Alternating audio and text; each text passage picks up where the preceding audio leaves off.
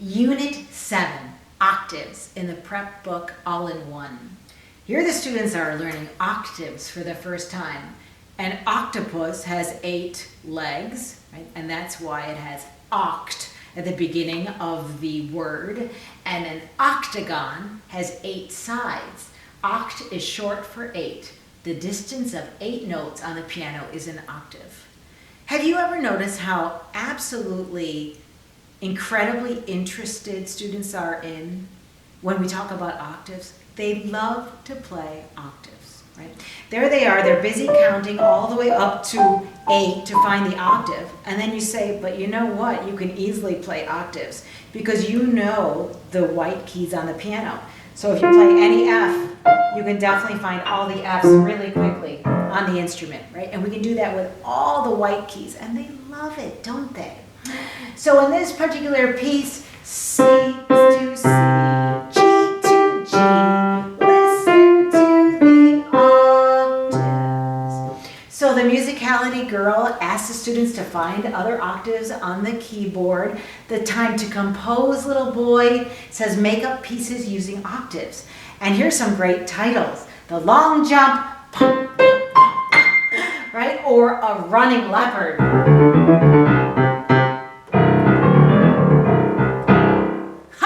Add pedal if you like.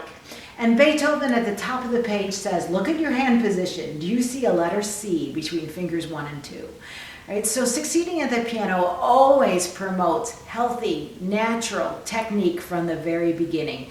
So these special little icons helps our students to remember really good hand shape. We want to make sure that they're playing on the pads of their fingers with this nice letter C between fingers 1 and 2, and the 4 knuckles, which are the metacarpal joints, holding up a nice steady bridge here.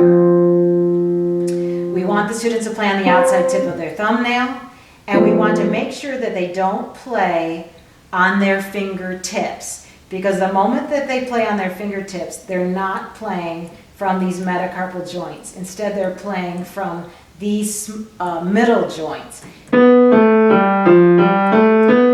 And the sound is ugly, it's sharp, and it's abrasive, and the student is gripping and bracing the entire time, squeezing the fingers towards the body, which over time will make them completely locked and uncomfortable and can lead definitely to all kinds of hazards in piano playing later on. So we want to make sure that we always watch our students playing apparatus, or you can call it they're playing mechanism, so that they're playing with a free upper arm and an elbow and a forearm that is nice and released, a wrist that is flexible, and a really good hand shape. On page 37 is another theory page. So there's quite a bit of theory in this all-in-one approach, as you see. So I don't think I have to explain that too much. On page 38 and 39, students are learning the octave sign. So the octave sign above the treble clef means that the student has to go higher, right? So twinkle, twinkle, little star.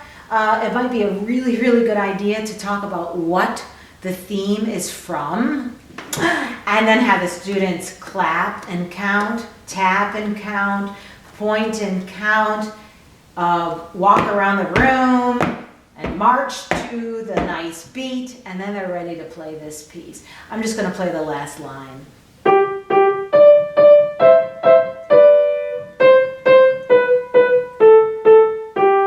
So you'll notice in this piece the student is playing with a wrist and forearm that are level with each other.